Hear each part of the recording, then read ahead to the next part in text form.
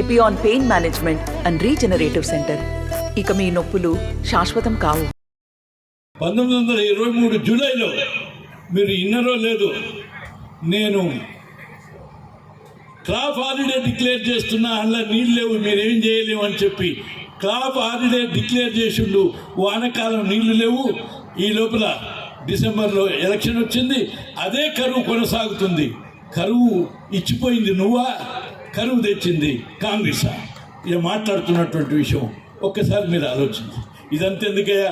15, 16లోనో ఇక్కడ మీకు పాలమూరు రంగారెడ్డి డిండి ప్రాజెక్టుకు శంకుస్థాపన చేసి 2 సంవత్సరాల్లో మీది పూర్తి అవుతుందని చెప్పింది. ఇది అబద్ధమా కాదా? 2 కాదు, 8 సంవత్సరాలు అయింది. అదంతా కాదు, టన్నల్ విషయం వాళ్ళే చెప్పిండ్రు పేపర్లో. టన్నల్లో 8-9 సంవత్సరాల్లో 30 కిలోమీటర్లు కాంగ్రెస్ పార్టీ ఆధ్వర్యాన పూర్తి చేస్తే నువ్వు 10 కిలోమీటర్లు మాత్రమే పూర్తి చేసినావు. అంటే 3 రెట్లు 8 సంవత్సరాలు చేస్తే నువ్వు 10 సంవత్సరాలు 10 మాత్రమే చేసినావు. ఇంకా 10 అట్లనే ఉన్నది. అది పూర్తి చేయవలసిన బాధ్యత మనకున్నది. ఇది వాస్తవం కాదా? అంతేకాదు, ఈ ప్రాంతంలో డిండి ప్రాజెక్టు 3 లక్షల ఎకరాలు దేవరకొండకు ఇవ్వాలి. దాంట్లో 1,13,000 ఎకరాలు మొత్తం ఏరియాకి ఇస్తే మీ ప్రాంతంలో 10,000 ఎకరాలకు నీరు రావాల్సి ఉన్నది.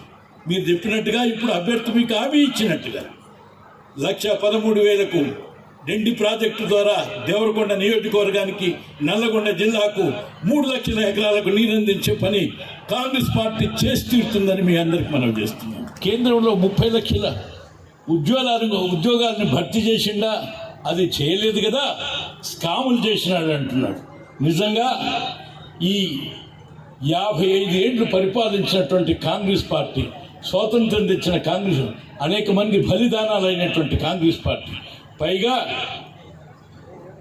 అనేక ఈయన చెప్పేదాంట్లోనే 2009లో 1,200 మంది ఏది దేని కొరకు, తెలంగాణ కొరకు, 69లో 1,200 సుమారు 300 మంది బలైనారంటున్నారు. 2009లో 1,200 మంది అయినారంటున్నాడు. ఎవరు? 2009 కేసీఆర్ సెంటిమెంట్. అది కూడా ఆయనే చెప్తున్నాడు, నీ బీజేపీ. కానీ నీవు 4,000 మంది సాయుధ పోరాటం ద్వారా విముక్తి కొరకు, భుక్తి కొరకు, భూమి కొరకు పోరాటం చేస్తే 4,000 వీరమరణం పొందినటువంటి విషయాన్ని మర్చిపోయినాడు బీజేపీ అనేటువంటి విషయాన్ని మీకు గుర్తు చేస్తున్నారు. అంతేకాదు, వేలాది మంది జైళ్లలో మగ్గి కోట్లాది రూపాయల ఆస్తులు పోగొట్టుకొని వాళ్ళ ప్రొఫెషనల్స్, అనేక మంది మేధావులు, అడ్వకేట్స్, ఎంతోమంది 62 సంవత్సరాలు త్యాగం చేసినటువంటిదే ఇవాళ స్వాతంత్ర్యము, ప్రజాస్వామ్యం అని చెప్పి మీకు మనం చేస్తున్నాం. సామాజిక న్యాయం కొరకు వివిధ ప్రజా సంఘాలు, పార్టీలు ఈ తెలంగాణ గడ్డ నుంచి నినదించిన లేక ఆలోచింపజేసిన చైతన్యమే ఇవాళ భారతదేశ వ్యాప్తంగా ప్రభావితం చేసినారు. అదే ప్రభావితాన్ని నల్లగొండ జిల్లా నుంచి జరుగుతుందని మేము ఆశిస్తున్నాం. అందుకొరకు మేము చేసినటువంటి కృషి ఇంకా మా శేష జీవితంలో ఏమైనా ఉంటే మీ చైతన్యవంతులైనటువంటి యువకులు, చైతన్యవంతులైనటువంటి ప్రజలు మొత్తం నా రాష్ట్రానికే కాదు, నల్లగొండ జిల్లా నుంచి భారతదేశానికే మార్గదర్శకత్వం వహించేటువంటి రోజులు వస్తాయని చెప్పి నేను ఆశిస్తున్నాను. అందుకొరకు మీరు దృఢదీక్షతో, సంకల్పంతో, కేవలం మాటలతో కాకుండా, వాళ్ళు చెప్పే మాటల్లాగానే మాటలతో కాకుండా ఒక చైతన్యంగా మీరు పనిచేసి ఇవాళ రుజువు చేయాల్సిన, ఆ రుజువుకు కేవలం అధిక మెజార్టీ రావాలనేది కేవలం ఏదో గెలుపు కొరకు కాదు, ఇది కొరకు కాదు.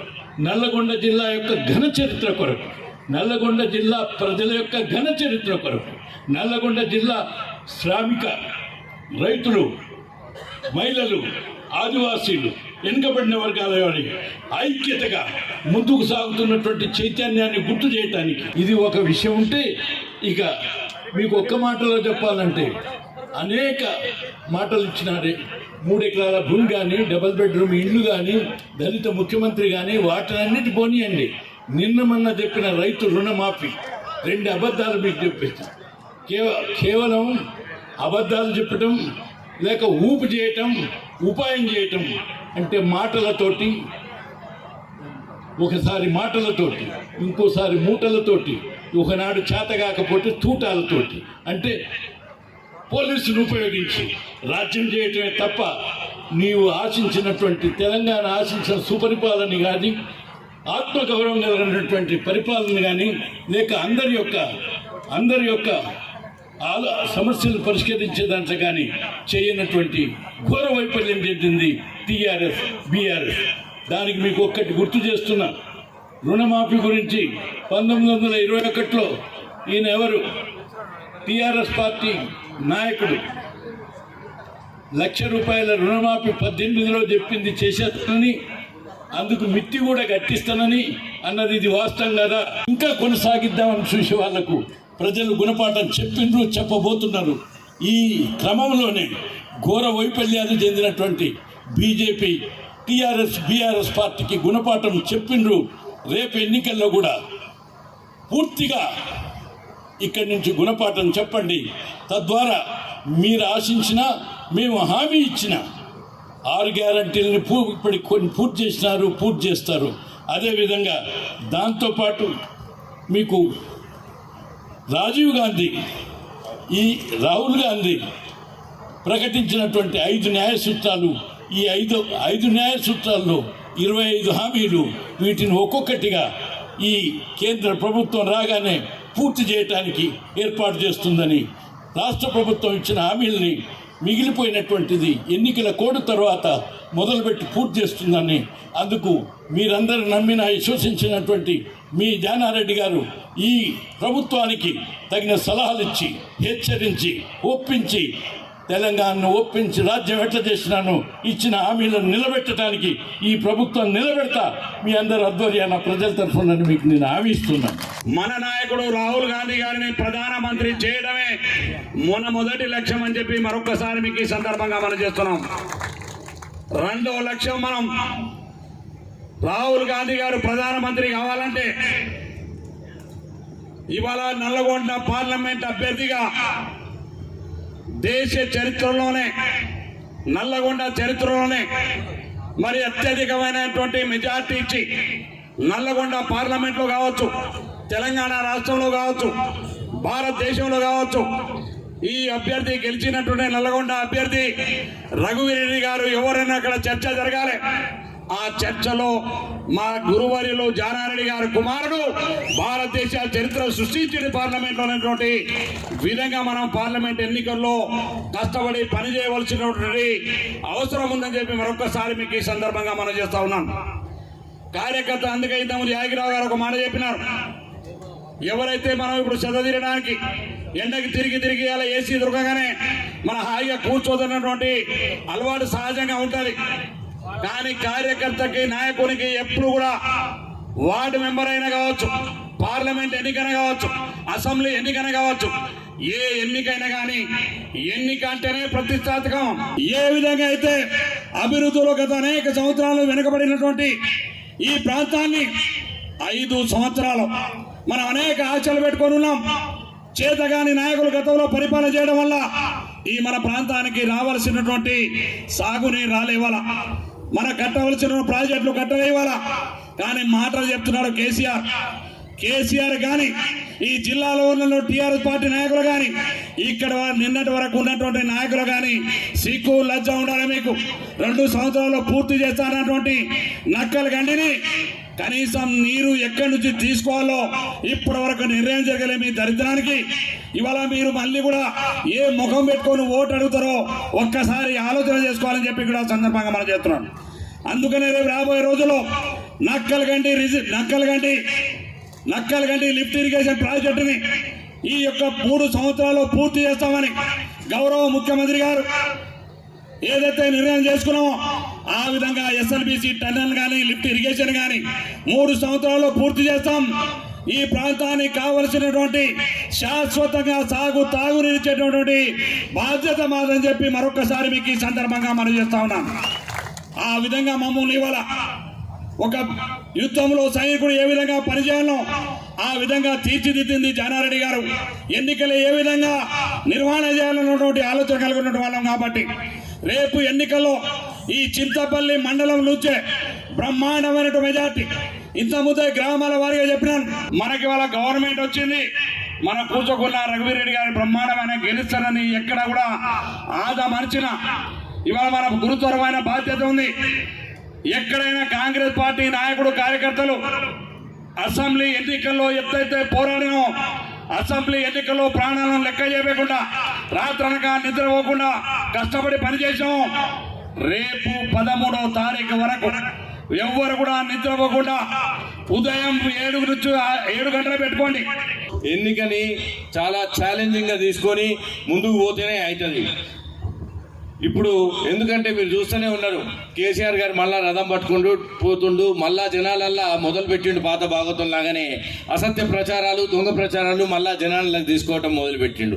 నా జనాలు నమ్మే పరిస్థితులు లేరు, కానీ అట్లని మనం దాన్ని కౌంటర్ చేయకుండా కానీ తప్పే.